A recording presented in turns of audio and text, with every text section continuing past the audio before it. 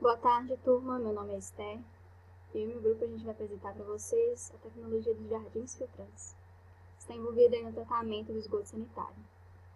Os integrantes são a Brenda Sintog, Camila Fortunato, Daniele Barromeu, eu, Matheus Lamas, Helena Leonel e Nicolas dos Santos.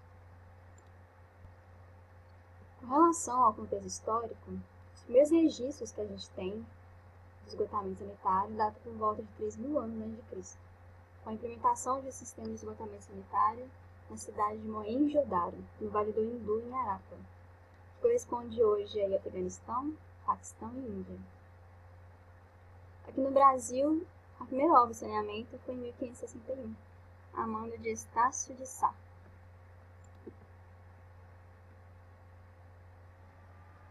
Contudo, a primeira ligação que a gente tem entre doenças e saneamento data de 1830 a 1840 pelos ingleses durante a epidemia da cólera. Aqui no Brasil, os primeiros estudos sobre esgoto foram a mando do imperador Dom Pedro II, que contratou ingleses para desenvolverem seus trabalhos no Rio de Janeiro e São Paulo. Então, em 1857 a 1877, o governo de São Paulo construiu seu primeiro sistema de abastecimento de água encanada. Porém, os serviços prestados pelas empresas estrangeiras eram de baixa qualidade, o que forçou o nosso governo a estatizar o serviço no início do século XX. Então, a Constituição de 1930 responsabiliza os municípios pelo serviço de saneamento e abastecimento de água, e é assim que se mantém até hoje.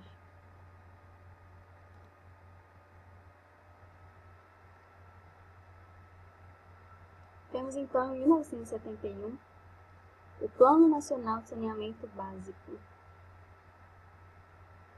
constituído a fim de minimizar os problemas que surgiram ao longo dos anos. Então, em 2007, os municípios conquistaram a titularidade do serviço de saneamento, a partir da sanção da Lei Federal nº 11.445. Ela entrou em vigência a partir do dia 22 de fevereiro do mesmo ano e estabeleceu as diretrizes nacionais para o saneamento básico no Brasil. Atualmente, o instrumento que norteia a condução das políticas públicas, metas e estratégias para o setor de saneamento é o PLANSAB, o Plano Nacional de Saneamento Básico. Existem órgãos que são responsáveis pelo monitoramento dessas leis e diretrizes, como a ANA, a Agência Nacional de Águas, que é responsável pelo gerenciamento de recursos hídricos, e o Sistema Nacional de Informação sobre Saneamento, que é o maior e mais importante sistema de informação sobre saneamento. Então tivemos antes, em 1997, a Lei nº 9.433, também conhecida como Lei das Águas, que instituiu a Política Nacional dos Recursos Hídricos e a criação do Sistema Nacional de Gerenciamento de Recursos Hídricos, além da Agência Nacional de Águas. Essa lei gerou uma forma de gestão descentralizada e participativa, e está baseada em 6 fundamentos. A água é um bem de domínio público, é um recurso natural limitado dotado de valor econômico. Em situações de escassez, o uso prioritário dos recursos hídricos é para o consumo humano e a dessedentação de animais. A gestão dos recursos hídricos deve sempre proporcionar o uso múltiplo das águas. A Bacia Hidrográfica é a unidade territorial para a implementação da Política Nacional de Recursos Hídricos e a atuação do Sistema Nacional de Gerenciamento de Recursos Hídricos. A gestão dos recursos hídricos deve ser descentralizada e contar com a participação do poder público, dos usuários e das comunidades.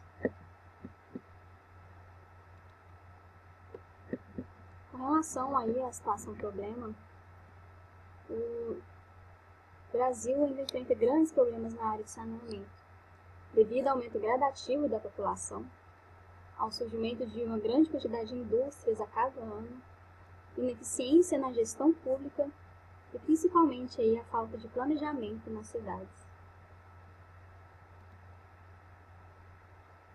Os dados mais recentes que a gente tem são de 2018, que apontam aí para uma média de atendimento, total de esgoto, de 53,2%. Se comparado com o ano de 2013, que foi apenas segundo a mesma fonte do Sistema Nacional de Informações sobre Saneamento, em 2013 apenas 39% do esgoto gerado em todo o território brasileiro era tratado.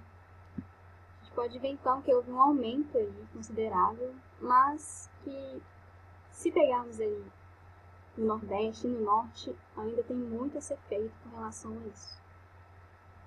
Dentro da rede doméstica, o uso da água e geração dos esgotos é feito em vasos sanitários, chuveiros, pias, mictórios, bidês, tanques, máquinas de lavar pratos e roupas e ralos para captação de água de lavagens de áreas cobertas. O esgoto sanitário é basicamente formado pela reunião de águas residuais desses usos domésticos, além dos comerciais e institucionais, geradas, portanto, nos domicílios, bares, restaurantes, aeroportos, rodoviários, shopping centers e outros. Parcelas de água provenientes de precipitações pluviométricas, de lençóis subterrâneos, de esgotos de locais singulares do sistema, estes que são impossibilitados de serem perfeitamente estanques, tais como tampas e paredes de caixas de passagem, conexões entre tubulações e até mesmo ligações clandestinas, também conseguem adentrar a rede pública de coleta. Além disso, despejos industriais previamente tratados e enquadrados aos padrões de lançamento na rede pública são lançados na rede de esgoto. De acordo com o SPEL, numa ET, normalmente não há o interesse em se determinar os diversos compostos dos quais a água residual é constituída, tendo em vista a complexidade das análises laboratoriais que seriam necessárias e a pequena utilidade prática desses resultados, como elementos para subsidiar o projeto e operação da mesma. Desta forma, é preferível a utilização de parâmetros indiretos que traduzam o caráter ou potencial poluidor do despejo em questão. Estes parâmetros são divididos em 3 categorias: físicos, químicos e biológicos. Então, uma das soluções seriam os jardins filtrantes. A natureza e a composição do solo sobre o qual a água escoa determinam as impurezas adicionais que ela apresenta, fato agravado pelo aumento e expansão da população e, consequentemente, das áreas ocupadas. Outro fator que contribui grandemente para a baixa qualidade da água são as atividades econômicas desenvolvidas, em especial agricultura e indústria, ocasionando a insegurança das fontes de água superficial, sendo, portanto, obrigatória uma forma de tratamento antes do consumo. Os jardins filtrantes são baseados na fitorremediação, que é a descontaminação de ambientes através de plantas, e uso de processos naturais para o tratamento de efluentes sanitários e industriais. A técnica foi desenvolvida pelo pesquisador francês Thierry Jacquet, na época de 1990, durante seus estudos sobre fitorremediação. Em 2004, ele fundou a empresa PhytoRestore, que hoje é referência no desenvolvimento e aplicação dos jardins filtrantes. As técnicas de fitorremediação consistem em, dentre várias, risodegradação, que é a quebra do contaminante orgânico no solo pela atividade microbiana existente nas raízes das plantas, fitoextração, que consiste na captação dos contaminantes pelas raízes e são translocados dentro da planta, e fitodegradação, que é uma técnica que emprega o uso de raízes bem desenvolvidas, utilizando a absorção com a subsequente volatilização ou então degradação de forma parcial ou completa, transformando o composto em um resíduo menos tóxico. Podemos observar na imagem como a água entra e como ela sai durante o processo de filtragem por plantas. Observe que ela entra turva e sai completamente límpida, mostrando visualmente que o processo funciona e é extremamente eficiente. Sobre os benefícios, esse método se mostra superior aos tratamentos tradicionais, pois além de ter um sistema de baixo custo de produção, a água tratada por um jardim filtrante não produz lodo nem odor desagradável e, de quebra, ainda proporciona uma bela paisagem. Na tabela a seguir, podemos observar a comparação entre o sistema convencional de tratamento e os jardins filtrantes. Nela são demonstrados diversos atributos positivos que justificam sua implementação. Comparativamente, os resultados do tratamento são iguais ou superiores, tendo um custo de implantação de baixo a médio, não necessitando de profissionais especializados para manutenção. Além disso, possui um baixo consumo de energia elétrica e não produz lodo nem odores desagradáveis, gerando uma grande valorização social, podendo sua área ser ocupada pela população local. Sobre os processos de implantação, em primeiro lugar, o efluente passa por um tanque de aeração, onde um soprador mantém a matéria orgânica em movimento, evitando que ela se sedimente e, consequentemente, forme lodo e os gases de odor. Em segundo, é feito tratamento aeróbico para matar bactérias e vírus que morrem na ausência do oxigênio, enquanto o material orgânico está sendo filtrado por um conjunto de plantas enraizadas diretamente na brita. Essa é a primeira filtragem e nela o sedimento passa verticalmente. Após esse processo, cerca de 85% da poluição foi removida do efluente, principalmente o sólido, este que é reaproveitado pelas plantas. Em terceiro, essa etapa ocorre a filtragem anaeróbica, que ao contrário da anterior, é para eliminar os patógenos que morrem na ausência do oxigênio. Nessa fase, o efluente passa no sentido horizontal para que sua travessia seja mais lenta e ofereça um maior tempo para o processo de desnitrificação dos poluentes líquidos.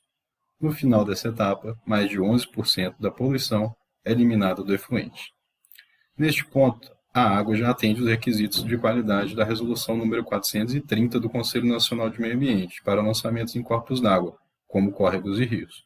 Porém, é necessário oxigenar essa água antes de liberá-la em algum local, e isso é realizado na última etapa. Na quarta e última etapa, chamada de lagoa plantada, a água é jogada em uma lagoa repleta de ninféias, que vão oxigenar a água antes que ela seja jogada de volta para a natureza. Observe nas imagens a seguir o passo a passo das atividades de implantação dos jardins filtrantes. Primeiro, o terreno escolhido passa por terraplanagem, nivelando todo o solo. Depois, esse espaço é impermeabilizado e implantado uma tubulação hidráulica. Em seguida, o solo permeabilizado recebe substrato para receber os espécimes vegetais e o restante da tubulação. Ao término dessa etapa, a estrutura já está preparada para receber as plantas e os últimos ajustes. Tudo pronto, jardins funcionando. Agora é só acompanhar o regular crescimento vegetal para que tudo alcance o máximo potencial filtrante.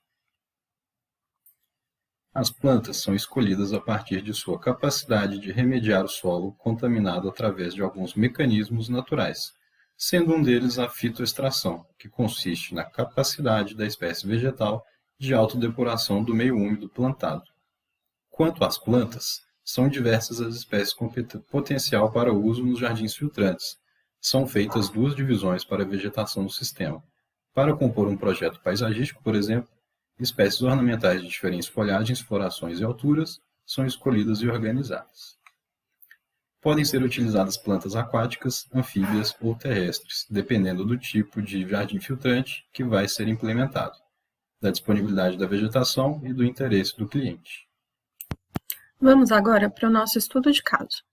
Os jardins filtrantes da L'Oréal Brasil, implantados em 2017 pela empresa PhytoRestore Brasil, trata tanto as águas pluviais quanto boa parte dos seus resíduos industriais e sanitários.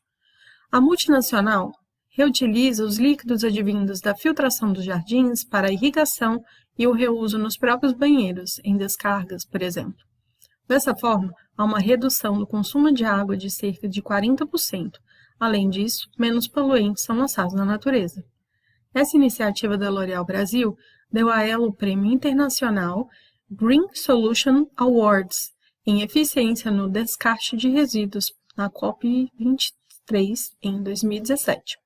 Em seguida, vamos ver um curto explicativo sobre os jardins filtrantes da L'Oréal Brasil.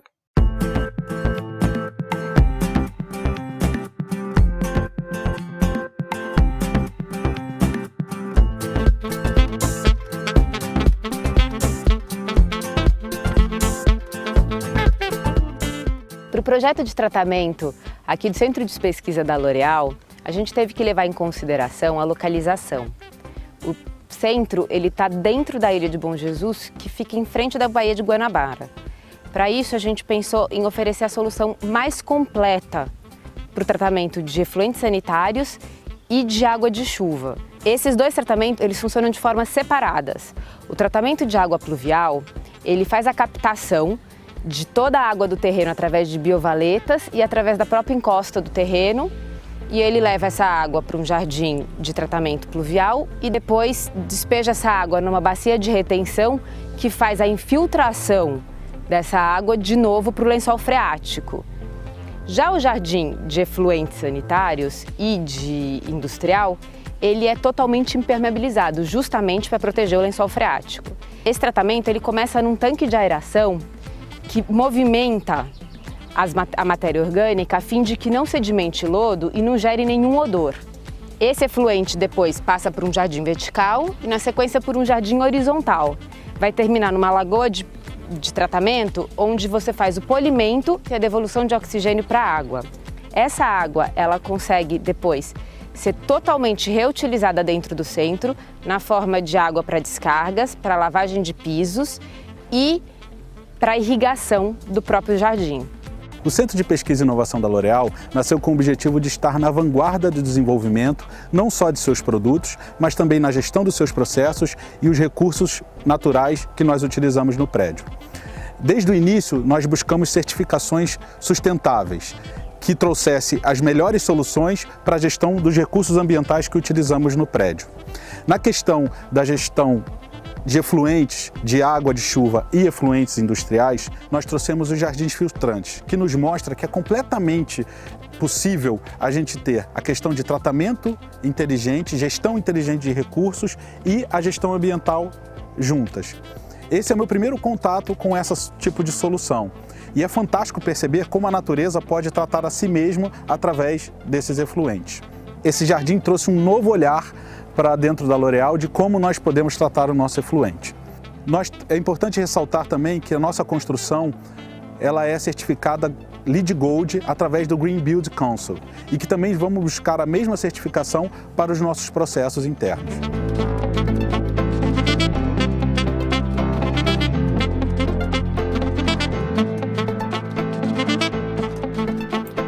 Outra empresa que implementa a tecnologia da fitorremediação é a Natura, porém esta é genuinamente brasileira.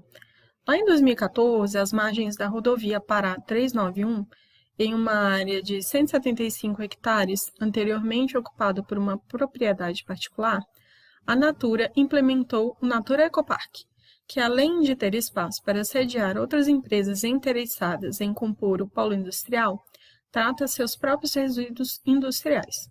Ela capta seus efluentes e condiciona lodos em estações de tratamento de esgotos, as ETs, transformando esses resíduos em fertilizantes e biorremediação para revitalização de rios e lagos.